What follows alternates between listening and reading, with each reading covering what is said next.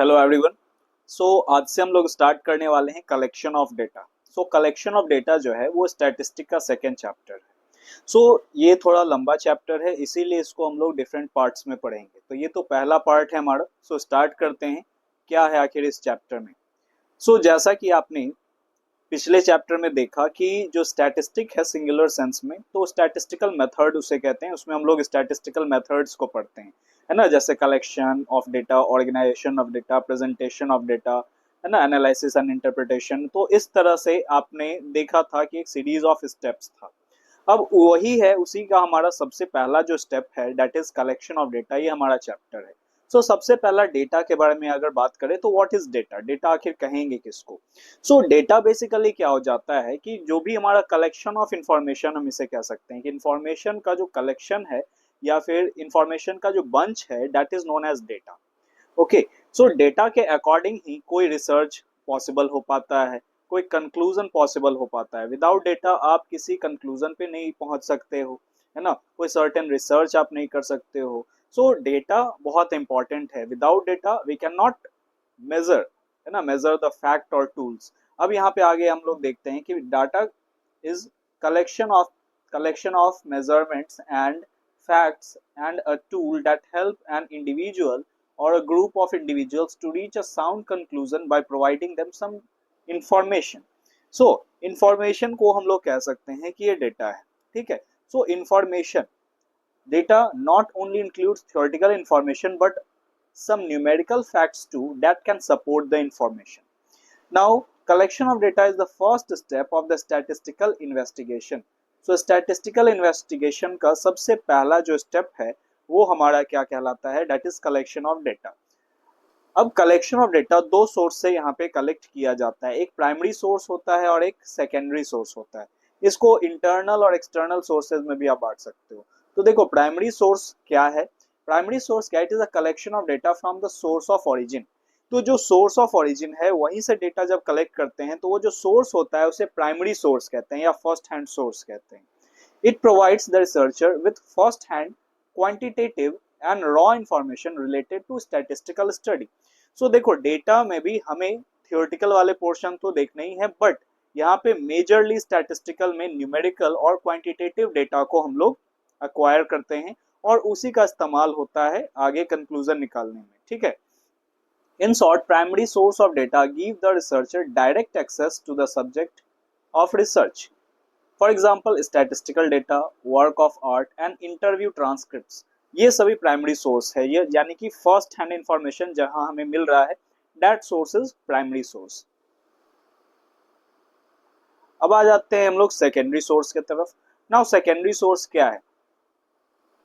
Secondary source क्या हो जाता है कि जो हमारा सेकेंड हैंड इंफॉर्मेशन प्रोवाइड करता है। It is a collection of data from some institutions, agencies that have already collected the data through primary source। वो डेटा पहले से ही किसी सोर्स में, प्राइमरी सोर्स में वो डेटा इंक्लूड कर लिया गया है। जैसे एग्जांपल के तौर पे आप देख सकते हो, सपोज मुझे डेटा चाहिए क्या, टॉप 10 कॉमर्स रैंकर्स। तो top 10 commerce ranker in class 12th board. तो अगर ये चाहिए मुझे अपने स्कूल में, ठीक है, पर्टिकुलरली आप समझो कि मैं एक स्कूल में पढ़ा रहा हूँ और उस स्कूल में मुझे ये चाहिए कि उसमें अगर मान लेते हैं 50 स्टूडेंट्स हैं। 50 स्टूडेंट्स में टॉप 10 जो रैंकर्स हैं मुझे उसके मार्क्स चाहिए, मार्क्स का पता करना है। हाउ आई विल एक्वायर, मैं कैसे एक्वायर कर सकता हूँ। तो मैं डायरेक्ट स्कूल से वो रिपोर्ट पिछले साल का या इस साल का मैं रिपोर्ट, मान लेते हैं मुझे 5 साल का चाहिए, 5 ईयर्स का मुझे डेटा अगर चाहिए तो मैं स्कूल से वो रिपोर्ट्स निकलवा लूंगा। तो स्कूल उसे कलेक्ट किया हुआ है। ठीक है, यानी कि अब जब हम जो सोर्स है उसी सोर्स से इस चीज को पता कर ले तो वो प्राइमरी हो गया। ठीक है, और सेकेंडरी सोर्स क्या हो जाता है। सेकेंडरी सोर्स का मतलब आउटसाइड भी हम लोग यहाँ पे कह सकते हैं, आउटसाइडर, एक्सटर्नल सोर्स भी हम कह सकते हैं कि पहले से कहीं पे वो रिपोर्ट क्या है बना हुआ है, प्राइमरी सोर्स से वो डेटा कलेक्ट कर लिया गया था और फिर हम क्या कर रहे हैं, उसे एक्वायर कर रहे हैं। फॉर एग्जाम्पल अगर यही top 10 rankers, top 10 commerce ranker in last 5 year, ये मुझे पता करना हो थ्रू आउट पटना, कि पटना में मुझे पता करना हो कि पटना में कितने लोगों का ये आया था।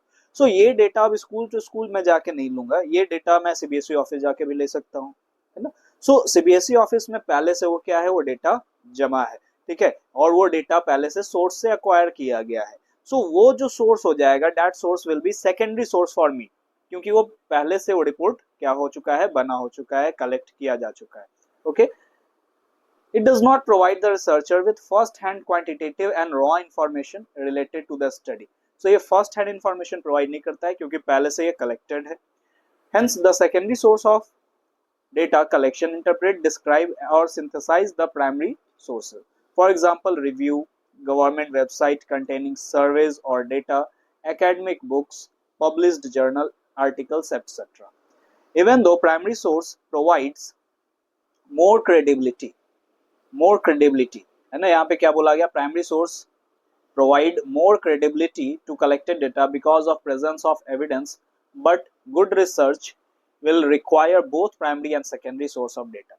सो प्राइमरी सोर्स ऑफ डेटा तो हमारा क्रेडिबल, यानी कि इसका हाई क्रेडिबिलिटी होता ही है, इस पे हम लोग भरोसा कर सकते हैं क्योंकि ये सोर्स ऑफ ओरिजिन से हम लोग क्या कर रहे हैं, इसे एक्वायर कर रहे हैं, ठीक है। लेकिन हमें दोनों तरह का डेटा चाहिए, पूरा अगर अच्छा रिसर्च करना है, हमें गुड रिसर्च करना है, सो हम लोगों को हर एक तरह का डेटा चाहिए होता है। नाउ अब डेटा कितने तरह का हो गया, तो data will be of two types, primary data and secondary data.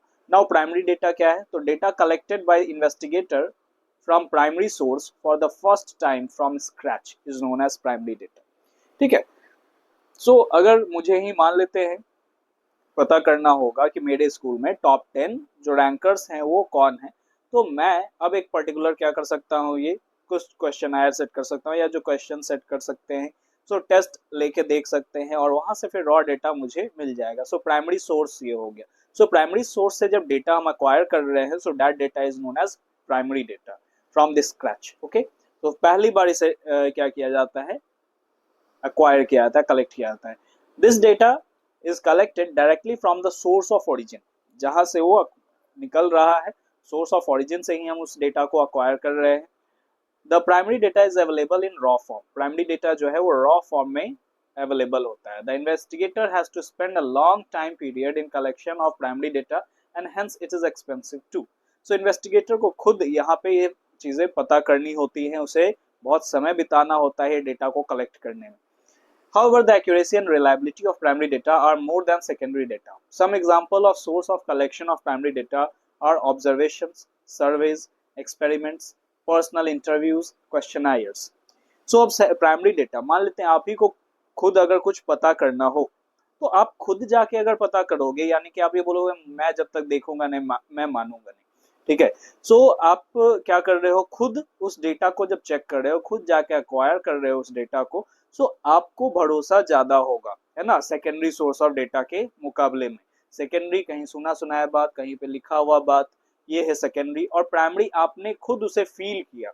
Okay, that is primary data. Now secondary data क्या हो जाएगा, सो सेकेंडरी डेटा का मतलब क्या हो गया कि जो डेटा पहले से कलेक्टेड है, ठीक है। सो जो डेटा पहले से कलेक्टेड है, ठीक है, पहले से किसी न किसी ऑर्गेनाइजेशन के द्वारा कलेक्ट किया जा चुका है, अब वहां से हम लोग जो डेटा ले रहे हैं, that data will be known as secondary data. So the data already in existence which has been previously collected by someone else for other purpose known as secondary data. It does not include any real-time data as research has already been done on that information. However, the cost of collecting secondary data is less. So secondary data को collect करने में कम खर्च लगता है, ये real time basis नहीं होता है, ये पहले से कहीं पे कलेक्ट किया जा चुका होगा, कुछ अदर पर्पस से भी किया जा चुका होगा, ठीक है। सो हो सकता है आप जो डेटा एक्वायर कर रहे हो या जिस पर्पस से कर रहे हो, पर्पस चेंज हो सकता है प्रीवियस पर्पस से। The accuracy and reliability of secondary data are relatively less than primary data. ये तो हमने देख ही लिया। The chances of finding the exact information or data specific to researchers need is less. ठीक है। सो यहाँ पे बेसिकली क्या हो गया, यहाँ पे ये चीजें हो गई कि डेटा पहले से कलेक्टेड है ना। सो डेटा जब पहले से कलेक्टेड है तो एग्जैक्ट इन्फॉर्मेशन हमें हो सकता है नहीं मिले, उसका चांसेस कम है कि एग्जैक्ट इन्फॉर्मेशन, या हो सकता है ना मैनिपुलेटिव भी हो, है ना, कि जो डेटा कलेक्ट करके रखा गया होगा या फिर हो सकता है काफी समय में उसमें काफी चेंजेस आ गया होगा। सो जो एग्जैक्ट इन्फॉर्मेशन हमें मिलना चाहिए, हो सकता है वो इन्फॉर्मेशन ना मिले। नेक्स्ट है, however the time required to collect secondary data is short तो अब इसमें हमारा मेहनत कम है, टाइम कम है ना। तुरंत किसी जगह से जहाँ पे वो मेंशन है, जैसे मान लेते हैं आप प्रोजेक्ट बनाते हो, सो प्रोजेक्ट आप दो तरीके से बना सकते हो। जैसे आप 12th में आपको प्रोजेक्ट मिलेगा सीबीएसई के थ्रू, जो आपका प्रोजेक्ट का एक रहता है 20 मार्क्स का, सो स्कूल से आपको प्रोवाइड करेगी according to CBSE guideline. So business studies में ना एक तरह का प्रोजेक्ट होता है कि आपको प्रिंसिपल्स ऑफ मैनेजमेंट से रिलेटेड एक प्रोजेक्ट होता है ना, या मार्केटिंग मैनेजमेंट से रिलेटेड एक प्रोजेक्ट होता है। तो आपको जैसे प्रिंसिपल्स ऑफ मैनेजमेंट तो आप पढ़े होगे, सो उसमें क्या हो जाता है, आपको स्कूल्स जनरली बोलती है कि आप कोई फॉर्म विजिट करें, ठीक है, कोई बिजनेस फॉर्म्स आप विजिट करें, कोई मॉल हो सकता है, कोई रेस्टोरेंट हो सकता है, तो आप विजिट करें। अब विजिट करने के बाद आप ऑब्जर्व करें वहां पे कौन कौन से प्रिंसिपल्स अप्लाई किए जा रहे हैं, प्रिंसिपल्स ऑफ या साइंटिफिक प्रिंसिपल्स या 14 प्रिंसिपल्स ऑफ फेयोल, ये कौन कौन से फॉलो किए जा रहे हैं, ठीक है। सो ये आपको उसमें बोला जाएगा, तो आप जाके वहां विजिट करोगे, ऑब्जर्व करोगे, और वो आपको डेटा क्या करना पड़ता है, लिखना पड़ता है, मेंशन करना पड़ता है, और फिर प्रोजेक्ट में दिखाना होता है। तो एक तो ये हो गया कि आपने सोर्स ऑफ ओरिजिन से आपने क्या किया, जाके आपने डेटा कलेक्ट की। दूसरा क्या हो सकता है, दूसरा हो सकता है बेसिकली कि आप क्या किए, गए गूगल बाबा के पास, है ना, गए यूट्यूब के पास, और वहां बहुत सारे इंटेलेक्चुअल्स ने क्या किया हुआ है, वो प्रोजेक्ट्स को, सो कॉल्ड प्रोजेक्ट्स को वो अपलोड करके रखा हुआ है, page bye page, word by word, आपने वहां से क्या किया, छाप लिया, ठीक है। सो आपने ये भी डेटा कलेक्ट किया। सो ये क्या हो गया, that data is secondary data. So आप बताओ कि किसमें ज्यादा समय लगेगा। सो ऑब्वियसली सेकेंडरी डेटा में आपको कहीं जाने का जरूरत नहीं पड़ा, आपने गूगल पे टाइप किया, है ना, आपने एआई पे टाइप किया, और सर्टेन वो डेटा इंफॉर्मेशन, हर एक डेटा आपको तुरंत मिल गया, बिना कहीं जाए हुए, बिना किसी से मिले हुए, बिना कुछ पूछे हुए किसी से, आपने डेटा अक्वायर कर लिया। अब ये क्या हो गया, ये आपके पर्सनल एक्सपीरियंस पे नहीं आया, है ना। इजी प्रोसेस तो था, बट वो उतना ज्यादा ऑथेंटिक नहीं हो पाएगा as compared to primary data. सब examples of sources of collection of secondary data are books, journals, internal records, government records, articles, websites, government publications, etc. secondary data के बारे में भी आगे हम लोग पढ़ेंगे। अब यहाँ पे है मेथड ऑफ कलेक्टिंग डेटा। दो तरह का मेथड है कलेक्टिंग डेटा का, एक तो आपने देखा प्राइमरी मेथड, प्राइमरी डेटा, और second methods of collecting secondary data. अब जो प्राइमरी डेटा है, तो प्राइमरी डेटा को हम लोग किस किस तरीके से कलेक्ट कर सकते हैं। यहाँ पे आप देखो, direct personal investigation, indirect oral investigation, information from local sources और correspondents, information through questionnaires and schedules, उसमें मेलिंग मेथड और एन्यूमरेटर्स मेथड आता है। वहीं पे पब्लिश्ड सोर्सेज, सेकेंडरी डेटा में आपके कुछ पब्लिश्ड और अनपब्लिश्ड सोर्सेज होते हैं। Government publications, semi government publications, publications of trade association, journal papers, internal publications, publications of research institution, या फिर unpublished data, है ना, जो कहीं पे published नहीं है, बट फिर भी वो क्या है, certain वो raw form में वो हो सकता है कि recorded हो।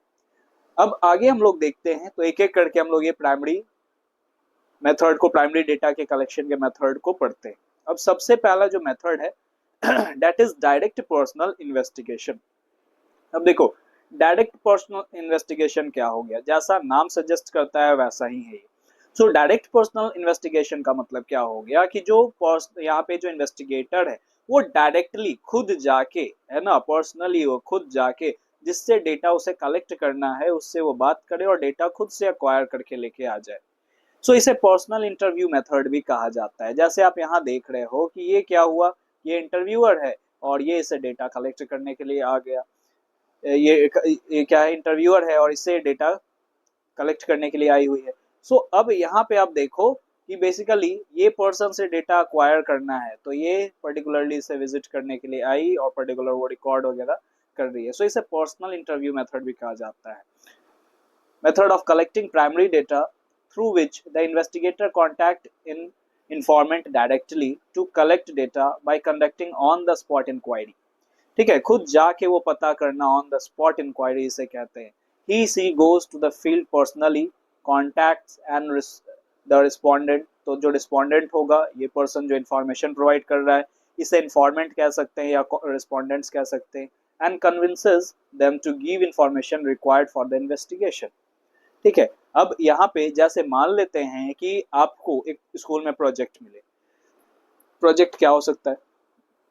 सो प्रोजेक्ट आप समझो, प्रोजेक्ट में यहाँ पे आ सकता है बेसिकली आपका क्या, कि आपको बोला जाए कि आपके कॉलोनी में, है ना, कुछ 10 लोगों को आपको चूज करना है और उस 10 लोगों का जो इनकम है, वो कहाँ काम करते हैं, ये डेटा आपको एक्वायर करना है। इनकम, एवरेज इनकम उनका एक्वायर करना है ना। फिर जैसे कि मंथली सैलरी वगैरह क्या हो गया, उनके एक्सपेक्टेड खर्च क्या है, और आपको ये भी पता करना है कि वो कुछ इन्वेस्ट कर रहे हैं, कहीं पर्टिकुलर जगह पे इन्वेस्ट करते हैं या नहीं करते हैं। इस तरह के डेटा को आपको कलेक्ट करना है। तो आप क्या किए, आप जाओगे, जैसे आपको पहला आपने चूज कर लिया कि अपने घर में पापा को ही हम लोग अप्रोच करते हैं पहले, फिर उसके बाद अंकल्स को अप्रोच करते हैं, उसके बाद अगल बगल में अंकल आंटी जो भी अर्न कर रहे हैं, जो भी जॉब फील्ड में होंगे, उनसे जाके बात किया जाएगा। तो अब आप इन्वेस्टिगेटर हो गए यहाँ पे। अब जा रहे हो, आप खुद जाके वो पता कर रहे हो वो सभी चीजें, है ना, जाके वो एक एक इन्फॉर्मेशन में कन्विंस कर रहे हो कि आपके प्रोजेक्ट के लिए ये सभी चीजें हैं, है ना, और आपको इसीलिए ये चीजें, ये जानकारी चाहिए। ठीक है, कि ये प्रोजेक्ट मुझे मिला है और मुझे कंप्लीट करना है। सो आप कन्विंस करते हो उसे इन्फॉर्मेशन प्रोवाइड करने में। सो ये डायरेक्ट पर्सनल इन्वेस्टिगेशन हो गया। दिस मेथड प्रोवाइड्स इंटरव्यूअर और investigator with an opportunity to explain the study and answer the queries of the respondents. The investigator can also ask the respondent to expand the answers that are particularly essential for investigation. Besides, the visual reactions of the respondent can also provide supplementary information to the interviewer. So देखो, interview इसी के लिए होता है। Interview में अब जैसे मान लेते हैं, एक नॉर्मल इंटरव्यू का पहले बात कर लेते हैं कि इंटरव्यू से पहले क्या होता है। किसी जॉब के लिए अगर आप जाते हो तो पहले रिटन टेस्ट होता है। सो रिटन टेस्ट में एक डेटा तो जा चुका है उसके पास, फिर वो इंटरव्यू क्यों कंडक्ट करवाता है? सो वहां पे विजुअल रिएक्शन, फेशियल एक्सप्रेशन, ये सभी चीजों को भी पता चलता है कि वो पर्सन किस तरह का है, क्या उसका फेशियल एक्सप्रेशन है क्या। तो फेशियल एक्सप्रेशन से भी बहुत सारे इंफॉर्मेशन मिल जाती है। ठीक है, टीचर्स आपके क्लास में आपका शकल देख के बता देते होंगे आपको समझ में आता है या नहीं आता है। ठीक है, मैं तो बता देता हूँ कि समझ में आ रहा है बच्चे को, नहीं आ रहा है ना, बच्चा कंफ्यूज है क्या है, और कुछ चीज छुपा रहा है बच्चा, है ना। तो अब ये सभी चीजें पता चल जाती हैं किस तरीके से, फेशियल एक्सप्रेशन से, विजुअल रिएक्शन से, किस तरह से बच्चा रिएक्ट कर रहा है, वो सैड है, हैप्पी है, ये सभी चीजें देख के पता चल जाती है। तो डायरेक्ट पर्सनल इन्वेस्टिगेशन में ये भी प्लस पॉइंट एक मिलता है। सो ये जो हमारा मेथड है, ये कहाँ कहाँ अप्लाई हो सकता है? So when the area of investigation is limited, जहाँ छोटा एरिया है वहां पे ये पॉसिबल हो सकता है कि आप जाके, अब जैसे आपको 10 ही लोगों का, जो प्रोजेक्ट अभी मैंने बात किया, तो आपको 10 लोगों का ही पता करना है। आपको बोल दिया जाए 100 लोगों का पता करने, सो आपको बहुत प्रॉब्लम होगी। या आपको बोल दिया जाए 500, 1000, ऐसे तरह के, आप इतने लोगों का अगर डेटा एक्वायर करने के लिए अकेले बोल दिया जाए, सो आप वो डेटा एक्वायर नहीं कर पाओगे। ठीक है, इस मेथड से, है ना, इस मेथड से एक्वायर करने में काफी प्रॉब्लम होगा। सो जहां पे एरिया लिमिटेड है, आपको एक तो कॉलोनी का ही बात किया गया और 10 लोगों का ही बात किया गया, तो 3-4 लोग तो हो सकता है घर में ही हो जाए अगर ज्वाइंट फैमिली हो तो। नेक्स्ट है when detail information has to be collected, जब इंफॉर्मेशन डिटेल में हमें कलेक्ट करना होता है। When a maximum degree of accuracy is required, आप ये नहीं चाहते हो कि अब वो डेटा वेग रहे, एक्यूरेट डेटा आपको चाहिए, सो आपको इस मेथड का इस्तेमाल करना चाहिए। When the nature of inquiry is confidential, वो बात 2 से 3 लोगों तक ना पहुंचे, 2 से ज्यादा लोगों तक ना पहुंचे, सो जहां इंक्वायरी कॉन्फिडेंशियल होगा वहां पे ये अप्रोच अप्लाई किया जाएगा। When importance is given to originality, original data चाहिए, ठीक है, सो वहां पे भी इस मेथड का इस्तेमाल किया जाएगा।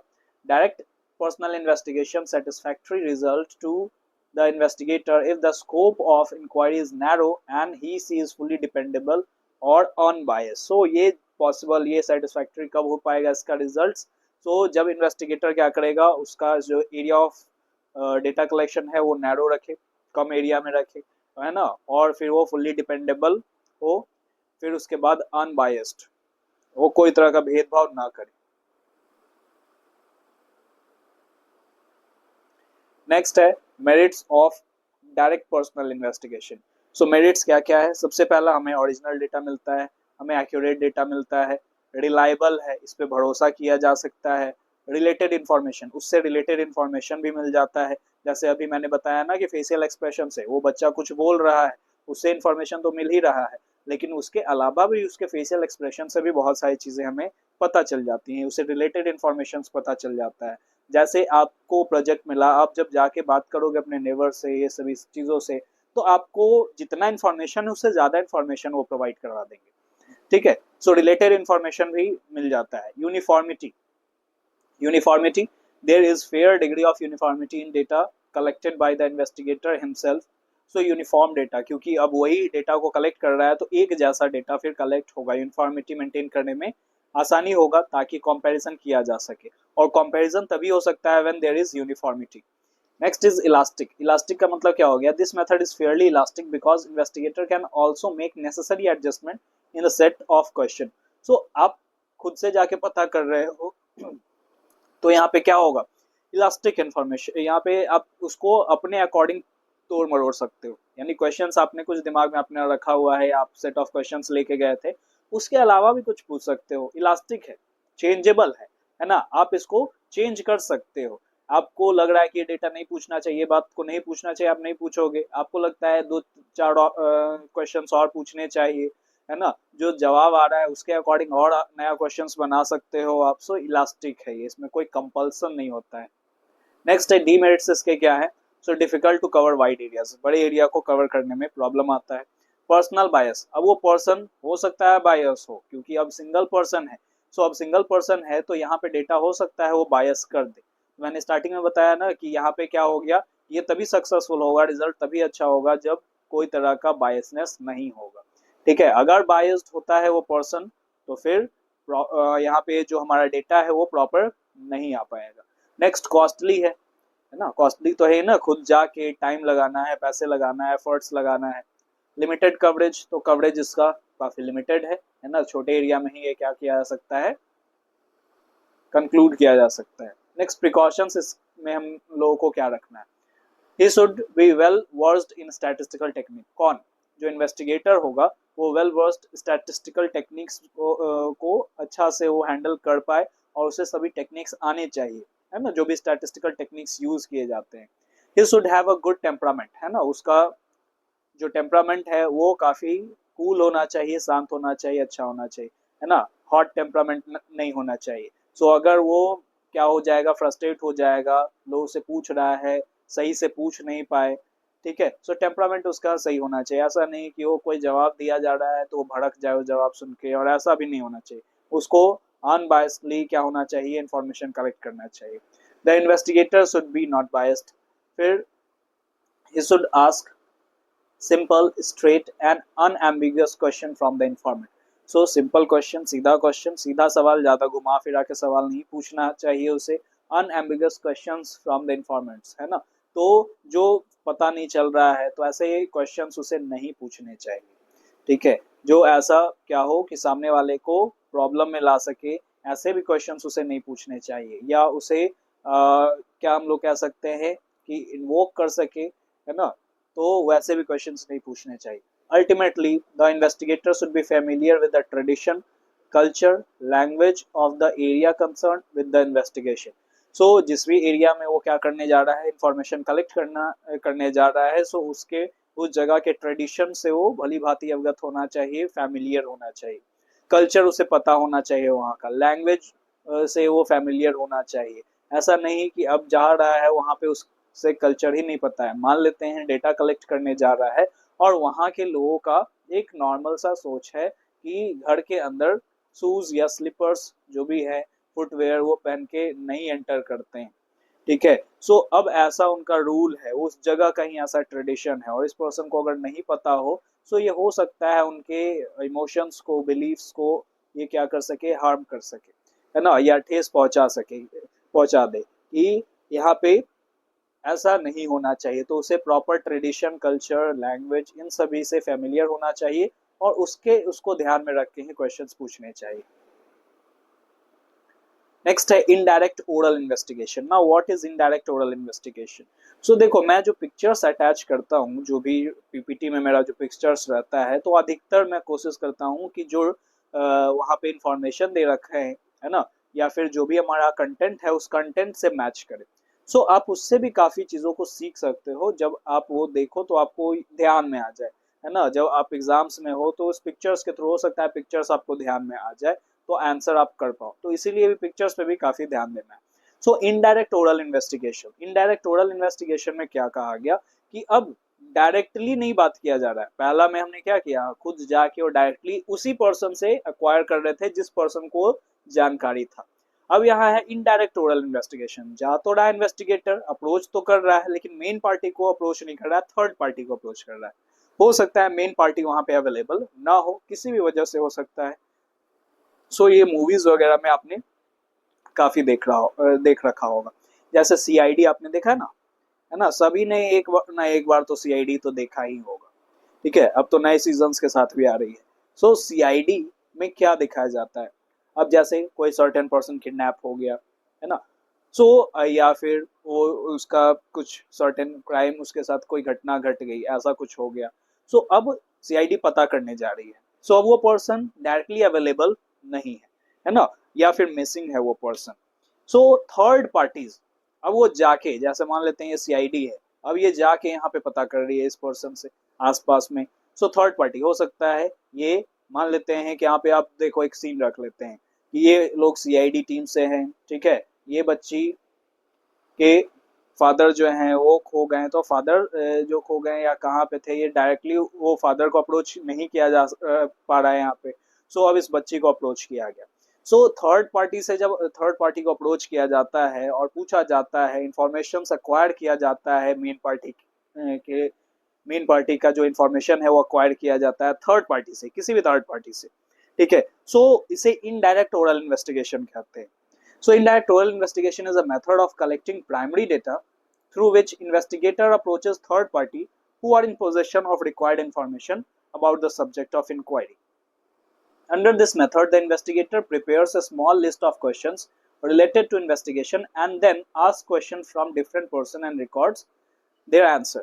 तो अब यहाँ पे अब देखो एग्जाम्पल तो मैंने सीआईडी का ले लिया, लेकिन स्टैटिस्टिक के अकॉर्डिंग आपको जो न्यूमेरिकल डेटा हमें कलेक्ट करना है ना, मेनली न्यूमेरिकल होनी चाहिए, तो सेट ऑफ डेटाज आपके पास होने चाहिए, या न्यूमेरिकल नहीं भी हो वो डेटा तो भी आप जो डेटा कलेक्ट करोगे तो आप पहले से प्रिपेयर हो कि पूछना क्या है उससे ना, किस किस बातों के बारे में हमें उसे इंक्वायरी करना है। The person from home these questions are asked is known as witness. जैसे मान लेते हैं पर्सन गया यहाँ पे या पर्सन गई, तो अब ये जो वहां पे उसे क्वेश्चंस पूछ रही है ना, ये जो क्वेश्चंस पूछ रही है हो सकता है आसपास में कोई ऐसा घटना घटा हो, इस पर्सन से पूछा जा रहा है कि अच्छा बताओ क्या आपने ये देखा, आपने ऐसा होते हुए देखा, क्या क्या वो सिचुएशन था वो उस टाइम का। सो ये विटनेस हो गया। Usually the police department and inquiry committees appointed by the government conduct this type of inquiry. So मैंने CID का एग्जांपल ले लिया है पहले। सो पुलिस का आप ले सकते हो, बहुत तरीके का यहाँ पे हो सकता है। सुटेबल कहाँ हो गई, तो when the investigation problem is complex and needs the opinion of an expert. So जहाँ कॉम्प्लेक्स हो, है ना, एक्सपर्ट का यहाँ ओपिनियन चाहिए हो, तब इस मेथड का अप्लाई कर सकते हैं हम लोग। When the investigation area is very large, so investigation area बहुत ज़्यादा बड़ा हो, सो हम लोग थर्ड पार्टीज को अप्रोच करके ज़्यादा इन्फॉर्मेशन एक्वायर कर सकते हैं। The investigator has to gather sensitive or secret information about the informant. So अब ऐसा इंफॉर्मेशन पता किया जा रहा है कि मेन पार्टी को उसका पता ना चले। जैसे पुलिस में आप देखते हो ना, पुलिस में सीआईडी में ये सभी क्या होता है, सो वो अगल बगल वाले लोगों को क्या करता है, पूछता है ना, सीक्रेटली इंफॉर्मेशन एक्वायर करता है, वो लोकल की तरह ट्रीट करने लगता है अपने आप को, है ना। सो जनरली वो अलग हो जाएगा, लेकिन यहाँ पे क्या हो गया कि सेट ऑफ क्वेश्चंस हो गया जो गैदर किया जा रहा है, सेंसिटिव इंफॉर्मेशन, है ना, उससे जाके पूछा जा रहा है कि अच्छा बताओ कि क्या क्या हुआ था, कैसे हुआ, तो किसी भी तरीके से यहाँ पे निकाला जा रहा है information. So when concern informants are ignorant और not prepare to give information, अब जो कंसर्न पर्सन होगा सो उस तरह का जवाब नहीं दे पाए। अब जैसे हो जाता है ये अब जैसे मान लेते हैं किसी बच्चे का LIC इंश्योरेंस हो रहा है, ठीक है, इंश्योरेंस करवाया जा रहा है, तो अब वहाँ पे जो भी इंफॉर्मेशन है वो पेरेंट्स से पूछा जा रहा है कि बच्चा वहाँ पे वो कंडीशन में नहीं है कि वो इन्फॉर्मेशन प्रोवाइड कर पाए, है ना, उसे उतनी जानकारी नहीं है चीजों की, तो अब पेरेंट्स से ये इन्फॉर्मेशन प्रोवाइड किया जा रहा है। सो ये भी इनडायरेक्ट ओरल इन्वेस्टिगेशन हो गया। नेक्स्ट है merits of indirect oral investigation, क्या क्या फायदा है। सबसे पहला वाइड कवरेज, ज्यादा बड़ा एरिया कवरेज करता है। फ्री फ्रॉम बायस, तो बायसनेस से फ्री रहता है क्योंकि हम लोग थर्ड पार्टी से इंफॉर्मेशन एक्वायर कर रहे हैं, ठीक है। सो इसीलिए ये क्या हो जाता है, पर्सनल प्रेजुडिस से हमारा ये थोड़ा फ्री रहता है। इकोनॉमिकल है ना, ये क्या है कि पैसे हमारा बचा रहा है, थोड़ा सा सस्ता है as compare to direct. So direct personal investigation के मुकाबले में ये हमारा क्या है कि समय, पैसे, मैन पावर सब कम लग रहा है, इसमें इकोनॉमिकल है। Next, expert opinion. So another advantage of the indirect role investigation is that the investigator can seek the opinion of the expert, ठीक है। नेक्स्ट, डीमेरिट्स इसके क्या है। सो डीमेरिट्स देखो, डीमेरिट्स में क्या हो गया, सबसे पहला आ गया इसमें इनडायरेक्ट इन्फॉर्मेशन। तो अब हम लोग डायरेक्ट यहाँ पे इंफॉर्मेशन अक्वायर नहीं कर रहे हैं, इनडायरेक्ट अक्वायर कर रहे हैं, किसी थर्ड पार्टी से अक्वायर कर रहे हैं। अब वो हो सकता है गलत इंफॉर्मेशन दे दे, चांस हो सकता है यहाँ पे एरर्स का हमारा। पार्शियलिटी ऑफ विटनेस, अब विटनेस पार्शियल हो सकता है उसका कोई दुश्मनी हो या फिर कोई ऐसा सर्टेन सिचुएशन हो कि थर्ड पार्टी, मेन पार्टी के बारे में पूछा जा रहा है और जो विटनेस है वो गलत इंफॉर्मेशन प्रोवाइड कर दे। सो इस तरीके से उस विटनेस का पार्शियलिटी हमारे इंफॉर्मेशन के लिए नुकसानदेह हो सकता है। नेक्स्ट है लैक ऑफ एक्यूरेसी, एक्यूरेट नहीं है एज कंपेयर टू डायरेक्ट, है ना, यहाँ पे क्योंकि हम लोग थर्ड पार्टी से इंफॉर्मेशन अक्वायर कर रहे हैं। नेक्स्ट है lack of uniformity, uniform data नहीं होगा क्योंकि हम एक तरह के पर्सन से अक्वायर नहीं कर रहे हैं, वहां अलग अलग तरह के पर्सन से अक्वायर किया जा रहा है। नेक्स्ट है lack of interest of informants, जो इन्फॉर्मेंट है, जो इन्फॉर्मेशन प्रोवाइड कर रहा है उसका इंटरेस्ट ही ना हो, वो सही से इन्फॉर्मेशन डिलीवर ना करे, ठीक है। प्रिकॉशंस इसमें क्या क्या रखने, the investigator should ensure that the number of witness is fairly large. So एक विटनेस नहीं होना चाहिए, मल्टीपल विटनेस होने चाहिए। जैसे देखते हो ना कि कोर्ट में कुछ चीज प्रूफ किया जाता है तो उसमें एक से ज्यादा विटनेस को लोग पेश करते हैं ताकि डेटा जो है वो और ज्यादा ऑथेंटिक हो पाए, है ना। अगर एक आदमी को एक पर्टिकुलर बात बोल रहा है, वहीं पे 10 आदमी वो पर्टिकुलर बात बोल रहा है, तो 10 जो बोल रहा है एक, वो 10 क्या हो जाएगा, उसका बात ज्यादा माना जाएगा, ज्यादा वैलिड माना जाएगा। He should select only those witness who possess sufficient knowledge about the proposed investigation. So investigator को ऐसे ही पर्सन से अप्रोच करना चाहिए जो ज्यादा डेटा इंफॉर्मेशन हमें प्रोवाइड करवा पाए। The investigator should neither completely believe nor disbelieve the information provided to him or by witnesses. ठीक है, सो अब ऐसा नहीं है कि completely believe कर दे या completely disbelieve कर दे। सो डेटा को आगे भी और चेक किया जाए एक्सपर्ट के through. To ascertain the accuracy, the investigator should make efforts in making good cross check system. अब देखो यहाँ पे होता है ना, डेटा कलेक्ट किया गया जैसे सीआईडी करती है ना। सो सीआईडी का इंफॉर्मेशन यहाँ हमारा सीआईडी जो है वो काफी हमारा काम आ रहा है हमारे एग्जांपल्स के लिए। सो अब यहाँ पे देखो अब क्या होता है कि सीआईडी में आपने देखा होगा तो कुछ ऐसे उसमें कैरेक्टर्स है ना। सो अब क्या हो गया कि डेटा कलेक्ट हुआ। सो डेटा कलेक्ट होके अब जैसे मान लेते हैं किसी पर्सन का डेथ हो गया और सर्टेन उसका बॉडी देख के पता चल रहा है पूरा नीला पड़ गया, तो लग रहा है क्या है कि पॉइजन है, या फिर ऐसा देख के प्रिटेंड हो रहा है कि हार्ट अटैक, नॉर्मल चीजों से उसका डेथ हुआ है। लेकिन अब वो क्या करता है, एक्सपर्ट ओपिनियन क्रॉस चेक करने के लिए वो किसके पास वो डेटा लेके जाता है, वो चीजों को लेके जाता है, वो लेके जाता है डॉक्टर सालुके, है ना। वहाँ फॉरेंसिक टीम के पास वो लेके जाता है, यानी एक्सपर्ट के पास लेके जाता है कि मेरे हिसाब से तो यह है, अब आप देख के बताओ कि ये क्या सही है या कुछ गलत है। सो वहां पे फिर एक्सपर्ट ओपिनियन से लेता है और फिर डेटा हमारा ज्यादा एक्यूरेट बन पाता है। The investigator must ensure that the interviewers are not subjective in their approach to the investigation and that the witness are not biased against or in favor of a specific point of view. तो ये भी देखना, ये भी check करना कि जो interviewer है वो ज्यादा सब्जेक्टिव अपने अप्रोच में ना हो। जितना पूछा जाए, जैसे आप देखते होगे ना मूवीज वगैरह में दिखाता है, जितना पूछा जाए उतना बताओ, है ना, हाँ या ना बताओ, देखा था नहीं देखा था। अब ये पर्टिकुलर ऐसा क्वेश्चन पूछा जा रहा है, अब कोई है कि हाँ ऐसा था वैसा था, ये वो घुमा फिरा के ज्यादा नहीं बोले, है ना। सो कुछ एक्स्ट्रा इन्फॉर्मेशन है वो सुनने का पेशेंस भी होता है उनके पास, लेकिन मेनली वो ये भी देखते हैं कि बातों को ज्यादा घुमाया ना जाए या किसी के फेवर में या अगेंस्ट में ना बोले।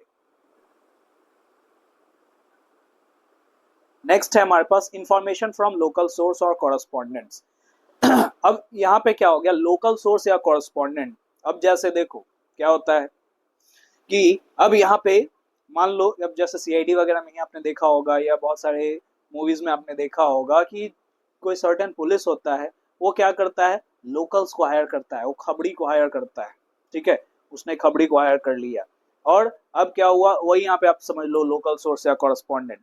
अब वो खुद जाके वो डेटा को कलेक्ट नहीं कर रहा है, वो क्या कर दिया, लोकल लोगों को क्या कर दिया, हायर कर लिया, ठीक है। अब लोकल लोगों को हायर कर दिया, वो अपने तरीके से अब जाके इंफॉर्मेशन सोर्स से निकाल रहे हैं। सो एक कॉरेस्पॉन्डेंट्स को हायर कर लिया, मेन इन्वेस्टिगेटर। सो कॉरेस्पॉन्डेंट कौन हो गया, लोकल सोर्स कौन हो गया, कि जो लोकल जगह पे पर्टिकुलर एक पर्सन रह रहा है उसी को अपॉइंट कर दिया कि अच्छा ये बता दो, बता देना कि ये पर्सन जो है, या ये पर्सन मिलेगा नहीं मिलेगा। तो खबरी होता है ना, वो बताता है कि हाँ अभी ये पर्सन आ गया है ना, ऐसा ऐसा बात है। सो वो अपने तरीके से फिर डेटा निकालता है। सो ये हो गया information from local source. These correspondents collect the information in their own way and provide it to the investigator, ठीक है। The information from local sources of correspondence suitable, कौन से जगह पे suitable होगा, when regular and continuous information is needed, जब लगातार information का जरूरत होता है। So अब ये suitable बैठ रहा है, वो जो मैंने एग्जांपल लिया खबड़ी वाला, तो पुलिस को डायरेक्ट अब क्या चाहिए होता है, इन्फॉर्मेशन, कंटिन्यूअस इन्फॉर्मेशन चाहिए होता है। सो खबड़ी लगा देता है ना। तो समय समय पे वो आके किसी न किसी तरीके से वो बताते रहता है, रेगुलर इन्फॉर्मेशन, कंटिन्यूअस इन्फॉर्मेशन मिलते रहता है। when the information is to be used by magazine, radio, journals, तो इस तरीके से अगर उसे चाहिए होता है तो correspondents को फिर हायर किया जाता है।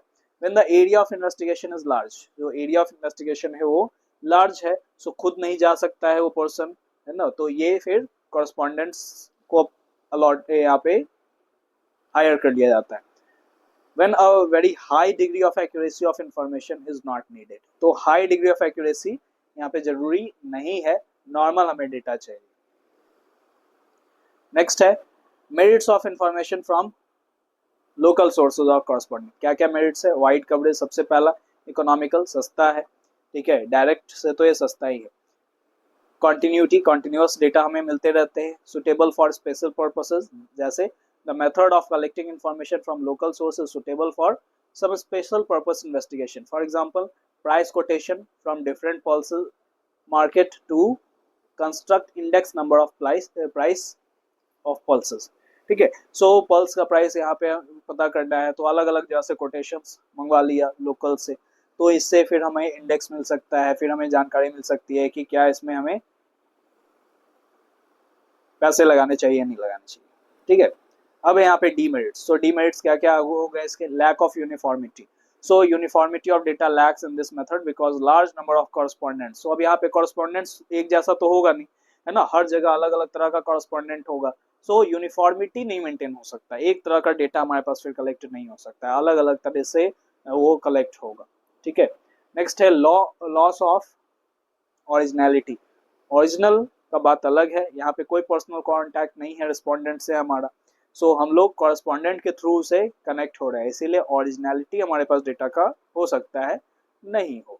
नेक्स्ट है personal bias, so personal bias, वो जो कॉरेस्पॉन्डेंट है वो पर्सनल बायसनेस भी कर सकता है, ठीक है। लेस एक्यूरेट, तो ऑब्वियसली फिर डिले इन कलेक्शन, तो कलेक्ट करने में भी काफी समय लग जाता है कॉरेस्पॉन्डेंट्स के थ्रू, ठीक है। सो ये तो अभी तक हमने काफी टॉपिक्स पढ़ लिया, सो पार्ट 1 में इतना ही आपका रहेगा, पार्ट 2 में आगे के टॉपिक्स को हम लोग कवर करेंगे। सो आज के लिए इतना ही, thanks for watching, thank you everyone.